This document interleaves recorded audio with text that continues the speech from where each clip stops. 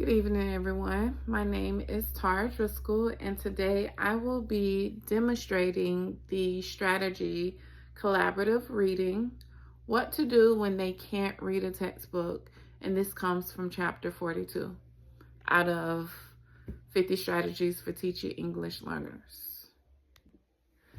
So this strategy helps students who struggle with complex academic texts, allowing them to work together to make sense of what they're reading. Students sometimes feel frustrated or they hide behind whatever. They don't like reading because obviously that's their weakness. I teach intensive reading. So with this strategy, it just brings everyone together. I'm able to group students based on their strengths, and it brings everyone together so they can understand what they're reading a lot better. So collaborative reading builds comprehension, vocabulary, and confidence through structured teamwork. So let's see how this will look in the classroom. I have created a mini lesson that I am going to teach or demonstrate. The lesson topic example is communities long ago. So for the sake of this lesson, we're in a third grade class, and I have my students here. These are my students who will all have different roles in collaborative reading. All right, so the objective is students will identify main ideas and key details in a social studies text about communities long ago by using collaborative reading strategy. All right, so let's begin. I will start off by saying, class, today we're going to use a strategy called collaborative reading to help us understand the section from our social studies book, Communities Long Ago. Sometimes textbooks can be tricky to read. They have big words and lots of information. But when we read together, we can figure it out as a team. So let's go ahead and make our team for collaborative reading. I have my four students here.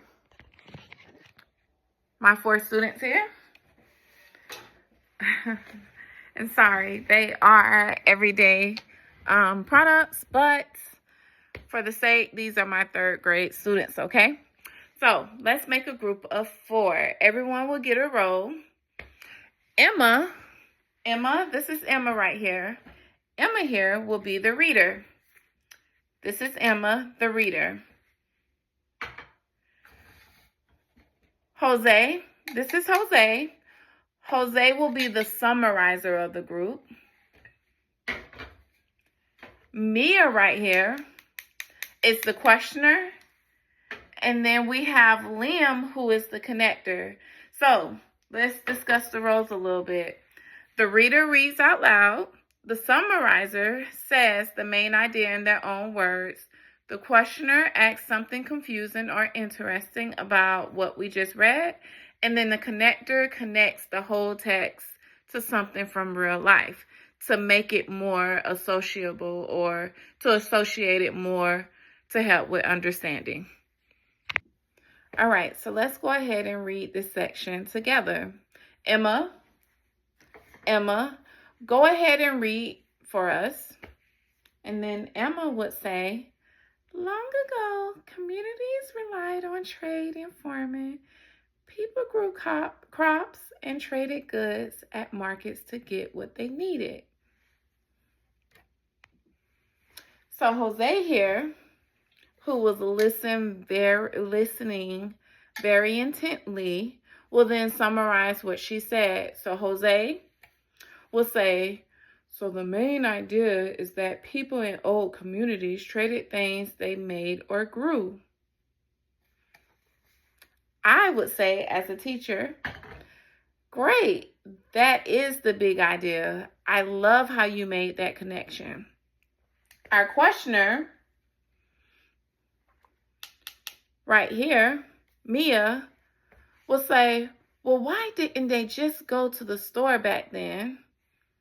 Me, as the teacher, will say, that's a great question, Mia. Stores didn't exist like they do today. Trading was their only way of shopping. People would go to a market where a whole community would just gather together and then bring goods of things of what they made or grew, which, helped them make money. So everybody went to a market or one place or trading place to buy goods. And then our connector here, Liam would say, well, this reminds me when we trade snacks at lunch. Kind of like they traded goods back in the day.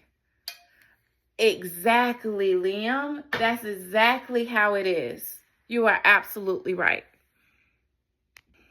All right, so after we walk through that demonstration of what I'm expecting and how the group should all take turns as far as commenting and putting their input for the collaborative reading, then I, as a teacher, would say, all right, so group, now I want you guys to go ahead and read the next paragraph. Take turns in roles. Let's switch it up and everybody take a turn using a role until you return to your original role. And then write one summary sentence together. Remember, everyone's job is important, so everybody needs to work together to get the job done. All right, so as you can see, collaborative reading helps students who may not be able to read the whole text alone. They share the work. One reads, another summarizes, one person asks question, and then the other person or another student, connects. This keeps everyone engaged. This helps build a connection or helps with creating a safe space so everyone feels comfortable speaking within the group and also within the class itself. And this, it just helps struggling readers contribute and understand what we're reading through a text. So as a teacher, I would circulate and listen to each group talk and then guide them with questions like, what makes you think that? Or how did you come to that conclusion? Can you find evidence in the text so they can go back to the text and pull the information out? So collaborative reading builds both language skills and context knowledge. And then it turns reading from a solo struggle into a shared success. All right, so that's how you can use collaborative reading to support English learners and all students who find textbooks challenging.